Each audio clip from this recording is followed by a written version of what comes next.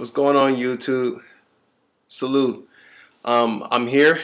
It's Sunday, and as promised, keeping on with schedule, and I'm making another video.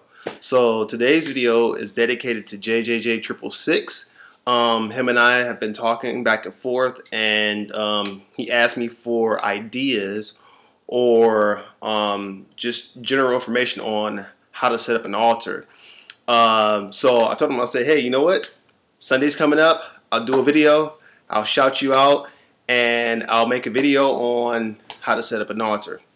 So basically, your altar is your sacred space of where you're gonna worship and ground the energy of the spirits or deities or whatever it is that you're connecting with to the physical plane.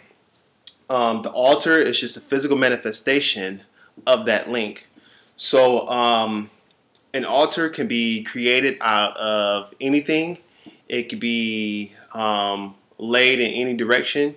I would say basically just do research on the deities, the entities, the demons, the angels, the spirits that you're working with, and find out, you know, which directions they're most commonly working with, the scents that they like, maybe flowers, fruits, vegetables, things of that nature. Because what happens is you're tying in that energy, and you're going to make it stronger by linking into the things that are more attracted to that spirit.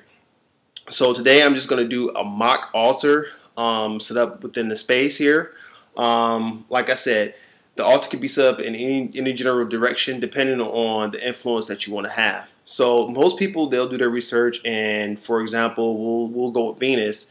Some people will say west because of the fact that she's more of a water deity, dealing with more of the emotions. Some people have said south because of the fact that she's very fiery in the aspects in the areas of love. So I would say basically just do your research, find out the smaller and minute things, and go with that. So today I'm just gonna do, like I said, do a mock altar. I have here just a regular bar stool. Got this from Walmart, like maybe 10 bucks. And so basically what you'll do is, if you are going to use something like a bar stool, a box, or a table or something like that, always cleanse your items first. Yeah, that's a good thing to kind of go over. Make sure you always cleanse and consecrate your items before you set them up for your altar, because what happens is you're buying these items out of these stores and stuff, and you don't know what type of energies are tied into those items. So I mean, that even goes for if you buy them from Botanicas, from Wiccan stores, from New Age stores, whatever. Always cleanse your items. That way you're setting them up as a blank slate, so to speak. So once you cleanse them, I do a 4 elemental cleansing. So what I mean by that is I'll have sea salt, I'll have frankincense, myrrh, or I'll have sage, I'll have a candle, and I'll have water mixed in with sage, hyssop, sea salt, things of that nature. So I have the 4 elements there. I set them up in the four corners, the 4 directions. And what I'll do is, as I'm taking the item, I'll wave it through the incense smoke to start off with, and I'll use strong visualization and intuition of feeling the essence of air, the element of air, cleansing it. Then I'll take it through fire, I'll take it through fire, and then I'll hold it over a candle, and I'll let the heat engulf the item, cleansing it from that perspective. Do the same thing with water. Dip my hands in the water. Put your hands over the item.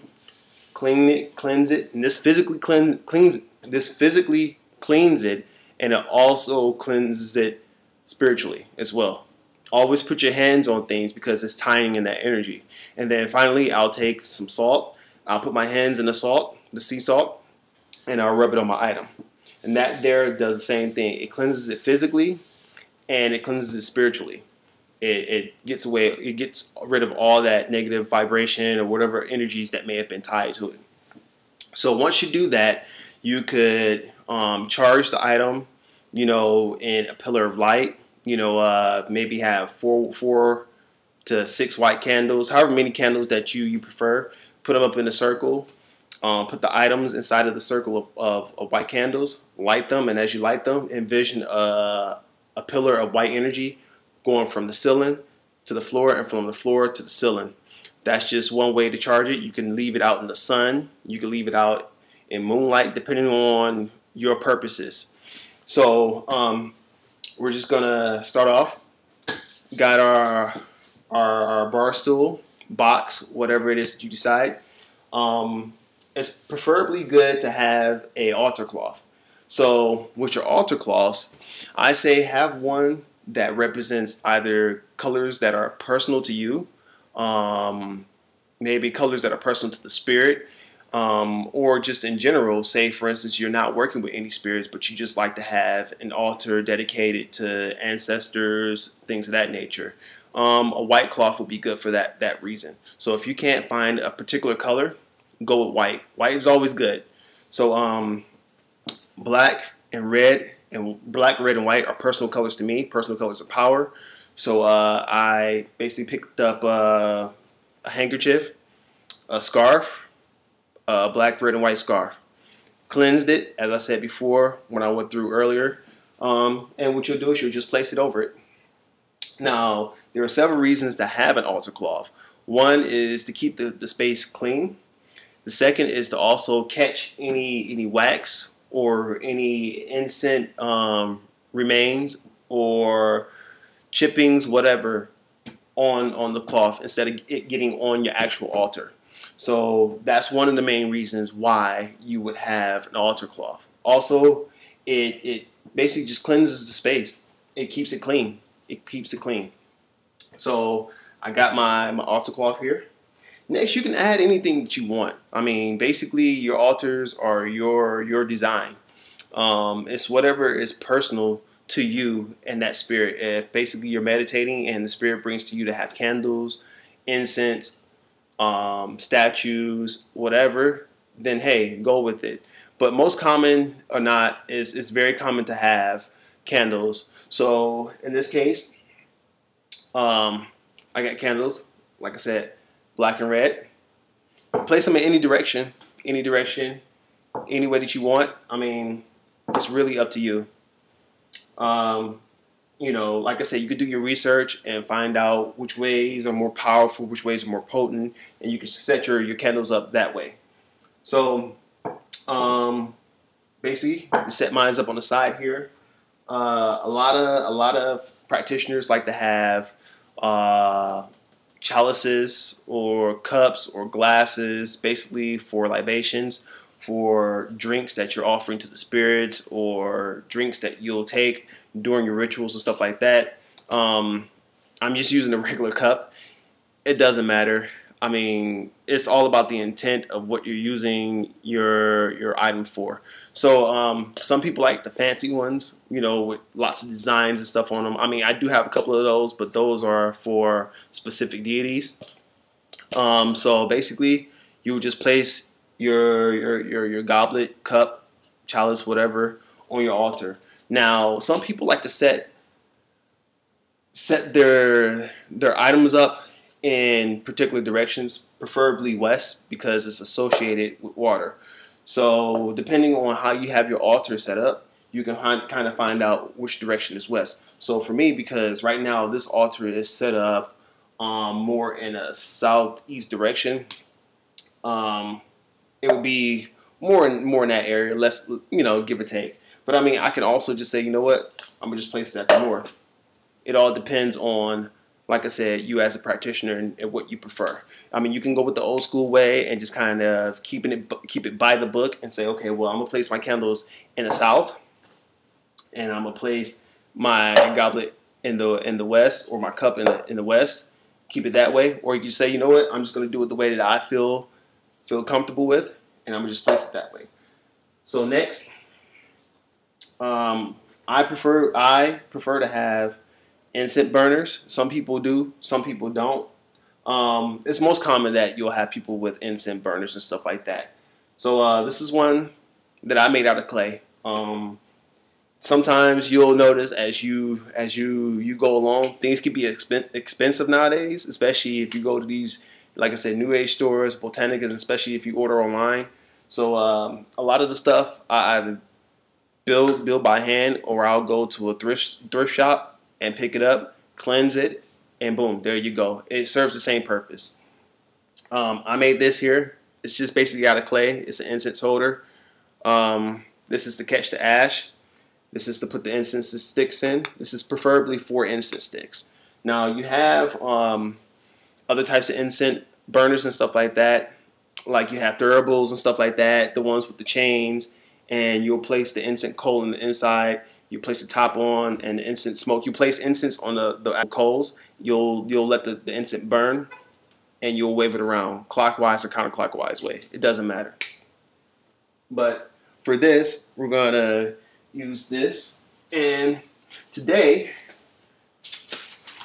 I decided to work with, or just place up an example with person. So like I said, some people like deities, statues, and things like that. It doesn't really matter. It depends on what you can afford, what you feel close to, what draws you in. So,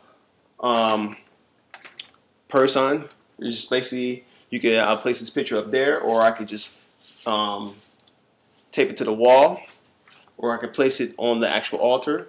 Doesn't matter. So let's see if it sticks up there. So bam, there you go. That's my deity. If you're working with Hecate, maybe a picture of Hecate, a statue of Hecate, whatever. And it doesn't matter how many statues you have. It depends on what you feel comfortable with. You can have 5, 10. It doesn't matter. Depends, right? So I just got a simple picture of person. Got my incense. Got my cup. Now, because person is a demonic king, I prefer to use frankincense and myrrh.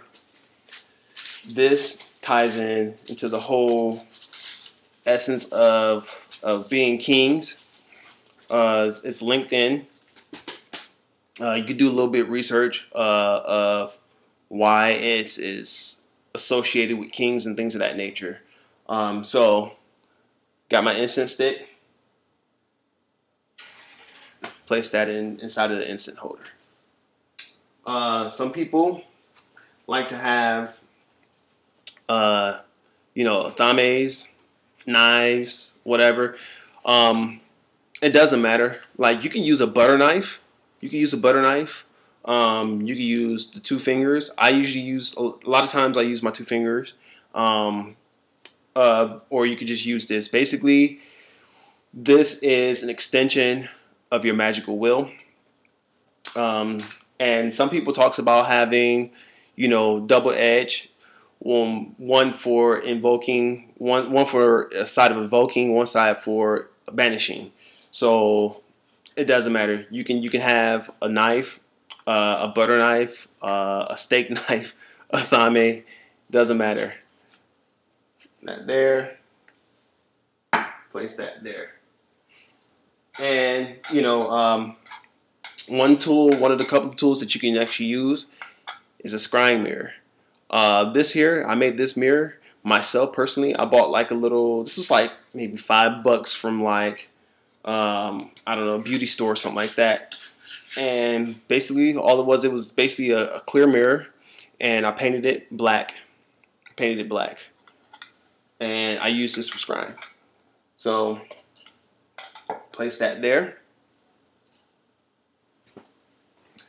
And boom, there you go. I got me a miniature altar set up. So just see if I can turn this way. There you go. There you go. So I have me a miniature altar there that I can work with. Like I said, feel free to change it, to manipulate it, to move it around. Do what you need to do with it. Doesn't matter. Feel free. It's no one set way of actually setting up an altar. It's your discretion. Now, if you don't have a box or a bar stool or something like that, you can set these same items up in the same fashion on the floor. utilize the floor, utilize that space. So once you set your altar up, it's a good thing to charge it. Now I'll go through and once I set my altar up, I'll stand over it and I'll just let the energy radiate from me into the altar. That's another reason why you touch your altar, because now you're sending that energy into it. At that point, you could decide to meditate. You could decide to burn the candles. You could decide to do whatever it is that you need to do to activate your altar. So yeah, hopefully this comes in handy. If you have any additional questions, hit me up. Like I said, comment, subscribe, like, shoot me an email. I'm pretty good at getting back to my messages and stuff like that. I may have been a little bit busy recently because of school. Because right now I'm testing like crazy. I'm doing a lot of finals or a lot of midterms, a lot of quizzes and tests and stuff like that. But I would do my best to get back to you all.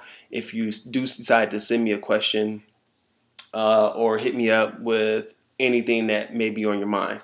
So yeah, this is your basic altar setup, and hopefully this helps. So yeah, as usual, stay blessed and keep practicing, people. Peace.